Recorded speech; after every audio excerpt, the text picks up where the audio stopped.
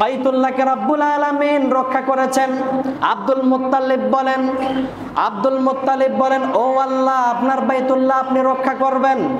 আব্রাহা নামক একজন বাদশা ছিল, সে বাদশা মনে মনে চিন্তা করলো, প্রত্যেকটা মানুষ পৃথিবী থেকে আসে বাইতুল্লাহকে তাওয়াফ করে, আমি একটা বাইতুল্লাহ বানাবো, প্রত্যেকটা মানুষ এসে আমার বাইতুল্লাহকে তাওয়াফ করবে।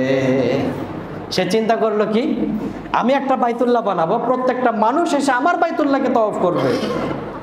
ওই বাইতুল্লাহকে না, কিন্তু বলেন তো দেখি, বাইতুল্লাহ এটা কি মানুষের বানানো ঘর নাকি? সবাই বলেন এটা কার ঘর?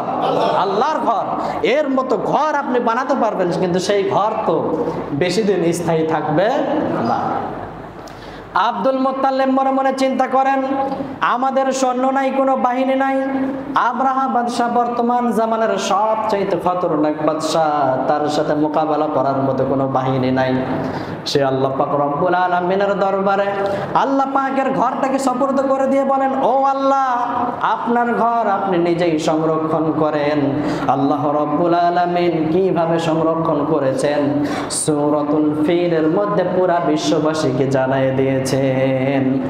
রব্বুল আলামিন বলেন, আলাম তারা কাইফা ফাআলা রাব্বুকা বিআসহাবিল ফিল আলাম ইয়াজআল কাইদাহুম ফি তাদলিল। রব্বুল আলামিন আবাবিল নামক ছোট্ট পাখি, এই পাখির মাধ্যমে উনি ওনার ঘরকে কি করেছেন বলে, হেফাজত করেছেন।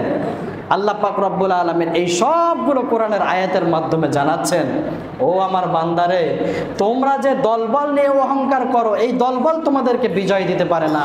বিজয় দেন একজন, উনি কে?